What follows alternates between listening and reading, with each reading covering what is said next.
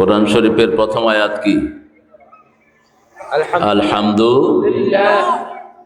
কত বড় সৌভাগ্যবান আমরা, চলতে ফিরতে উঠতে বসতে কোরআন শরীফ ব্যবহার করি। আল্লাহু আকবার, আল্লাহু আকবার। পৃথিবীর কোন জাতি এত বড় সৌভাগ্যবান হয় নাই। আল্লাহ আমাদেরকে কোরআনের উপর টিকিয়ে রাখেন। জোরে বলেন আমিন। আপনারা যে দুরূদটা পড়েছেন এটা কিন্তু রাসূল পড়তেন না। রাসূল ছিলেন জামে রাসূল, ইন্নী রাসূলুল্লাহ ইলাইকুম জামিআ, আমি তোমাদের সবার জন্য রাসূল। সেই জন্য তিনি জামে দুরূদ পড়তেন, যেখানে সব নবীদের জন্য দোয়া হয়। একজন নবীর জন্য দোয়া করা ভালো না সব নবীর জন্য দোয়া করা ভালো? আল্লাহ কয়জন নবীর জন্য দোয়া করেছেন? সব। সুবহানা রাব্বিকা রাব্বিল ইজ্জাতি আম্মা ইয়াসিফুন ওয়া সালামুন আলাল মুরসালিন আলহামদুলিল্লাহি রাব্বিল আলামিন। এইটা যারা পড়লেন সব নবীদের উপর সালাম চলে গেছে। আর নবীদেরকে যারা সালাম দেয় আল্লাহ নিজে তাদেরকে সালাম দেয়।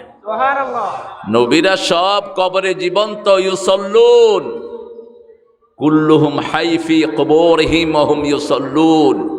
সব নবী আলাইহিস সালাম কবরে জীবন্ত, নামাজ পড়ে। কি পড়ে? নামাজ পড়ে।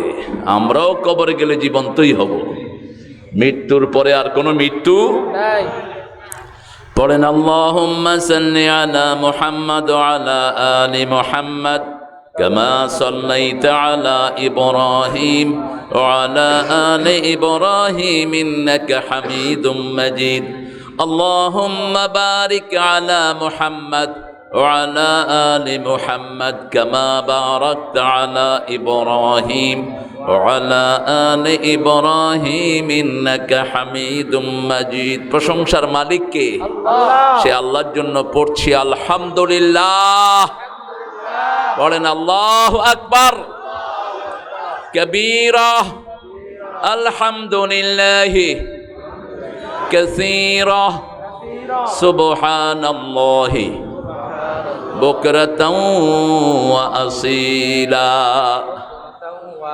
এখন কবরের আকাশের সবগুলো রহমতের দুয়ার আল্লাহ খুলে দিয়েছেন। আরেকটা দোয়া পড়বো, কিয়ামত পর্যন্ত সওয়াব লেখা হবে। কোন পর্যন্ত? কিয়ামত পর্যন্ত।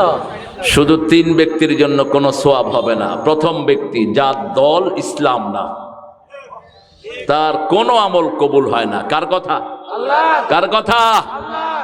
সূরা আল ইমরান 83 আল্লাহ বলছেন ওয়ামান ইয়াবতাগি গায়রাল ইসলামি দীনান ফালান ইউকবালা মিনহু ওয়া হুয়া ফিল আখিরাতি মিনাল খাসিরিন।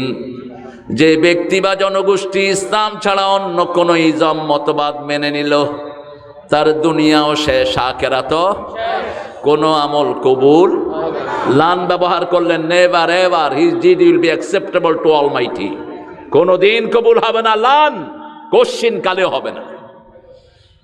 ওয়া ফিল আখিরাতি মিনাল খাসিরিন। যেই ক্ষতি থেকে বাঁচার জন্য আদম আলাইহিস সালামকে দোয়া শিক্ষা দিলেন কে?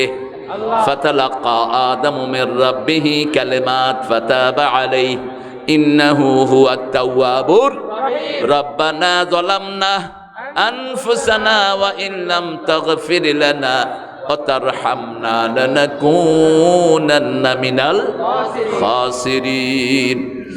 আবার সূরা বাকারার 27 নম্বর আয়াতে আল্লাহ রাব্বুল আলামিন বলছেন আল্লাযীনা ইয়ানকুদুনা আহদাল্লাহি মিন বাদি মিসাকিহি ওয়া ইয়াকতাউনা মা আমারাল্লাহু বিহি আন ইউসালা ওয়া ইউফসিদুনা ফিল আরদ উলাইকা হুমুল খাসিরুন। যারা পথভ্রষ্ট, ক্ষতিগ্রস্ত, 3টা কাজ তারা করে। কয়টা? আল্লাহর সাথে ওয়াদা ভঙ্গ করে, জমিনে ফাসাদ করে, আল্লাহ যেটা জোড়া লাগাতে চায় সেটা ছিন্ন করে। ঠিক না? ঠিক। এরা হলো ক্ষতিগ্রস্ত। এই ক্ষতি থেকে বাঁচার জন্য একটা পরিপূর্ণ সূরা দিলেন, ওয়াল আসর। পড়েন ওয়াল আসর ইন্নাল ইনসানা লাফি খুসর ইল্লাল্লাযীনা আমানু ওয়া আমিলুস সালিহাত ওয়া তাওয়াসাউ বিল হাক্কি ওয়া তাওয়াসাউ বিস। 2 নাম্বার, যারা নামাজ পড়ে না তাদের কোনো আমল কবুল হয় না। যারা মাগরিব পড়ে না, এখন যদি মারা যান ফেরাউনের সাথে সাক্ষাৎ হবে, নমরুদ হামানের সাথে তোমার সাক্ষাৎ হবে। আর যদি নামাজ পড়েন রাসূলের সাথে সাক্ষাৎ হওয়ার সম্ভাবনা আছে। 3 নাম্বার, মুশরিক। মুশরিকের কোনো আমল কবুল হবে না। কার কথা? মুশরিকদের জন্য জান্নাত হারাম করে দিয়েছেন কে? আল্লাহ। আমাই ইউশরিক বিল্লাহি ফাকাদ হারামাল্লাহু আলাইহিল জান্নাহ ওয়া মাওয়াহুন নার। শিরক আছে যেখানে আমরা নাই সেখানে। গত সরকার কিসের সরকার? শিরকের সরকার, মূর্তির সরকার। কিসের? কিসের সরকার? মূর্তির সরকার। এত মূর্তি বানালি কেন? হাজার হাজার কোটি টাকার মূর্তি বানিয়েছো, তোর বাপ তোকে জাহান্নামে নিবে। কারণ তোর বাপ বলতো ফাঁসির কাস্টে গিয়েও বলবো আমি মুসলমান। সেই মুসলমান হয়ে তুই মূর্তি বানালি কেন? ঠিক তবে ঠিক। কোন মূর্তির সাথে আমাদের কোনো সম্পর্ক নাই। ওমা আনা মিনাল মুশরিকিন। কার দোয়া? কার দোয়া? আল্লাহর দোয়া। আল্লাহর কাছে আল্লাহ দোয়া করে, হেতেনটা কবুল করে। আল্লাহ তো করে হেদায়েত করুক। আল্লাহ দোয়া, আল্লাহ দোয়া করার দরকার আছে। দোয়া তো আমরা করব, কবুল করবেন কে? আল্লাহ। এই দোয়াটা করেছেন যার ঘরে ছিল মূর্তি। কি ছিল? কবিলে কবিলে কা ভূত এক জুদা থা, কিসি কা হুবল থা, কিসি কা সাফা থা। আল্লামা ইকবাল বলছেন প্রত্যেক গোত্রের জন্য এক একটা মূর্তি বানিয়ে নিয়েছে, এক এক জেলার জন্য এক এক রকমের মূর্তি। ঠিক না? ঠিক। সারা দেশ মূর্তি দিয়ে ভরেছে। ঢাকা ভার্সিটিতে এখনো 365টা মূর্তি এখনো। আমার হাবিব ভাই সেখানের মানুষ, আমিও সেখানে পড়েছি কিছুদিন। আমরা দোয়াটা পড়ি, এই 3 গুণে কেউ যদি গুণান্বিত হন, এই 3টা দোষ ছেড়ে দিবেন। আল্লাহ দল করবেন তো? করবেন তো? করবেননি? সাই হাত তুলা দেবেন। আল্লাহ হাতগুলো কবুল করেন। এদের অবস্থা খারাপ, এদের তকবির টকবির দিতে হারে না, সব ডায়াবেটিসের রোগী।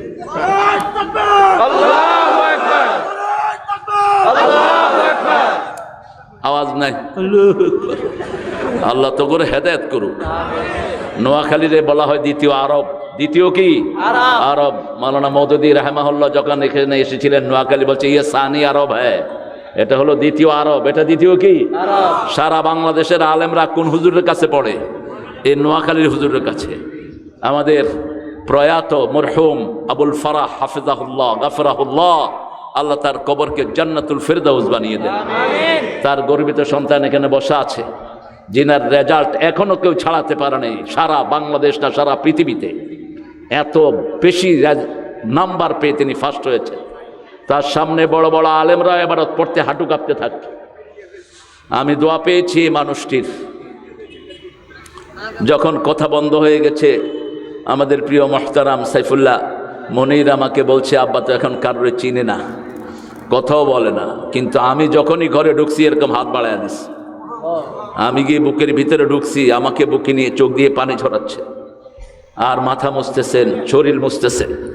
আল্লাহ তার কবরকে জান্নাতুল ফেরদাউস বানিয়ে দেন। কি রত্ন হারিয়েছেন আপনারা চিন্তাও করতে পারবেন না। তার ঘরে আল্লাহ 2-3 রত্ন দিয়েছেন। তারও বড় বড় আলেম হয়েছেন, একজন বসে আছেন এখানে। আল্লাহ তার হায়াত দারাজ করে দিক। পড়েন দোয়াটা, পড়েন সুবহানাল্লাহি ওয়া বিহামদিহি আদাদা খালকিহি ওয়া রিদা নাফসিহি ওয়া জিনাতা আরশিহি ওয়া মিদাদা কালিমাতিহি।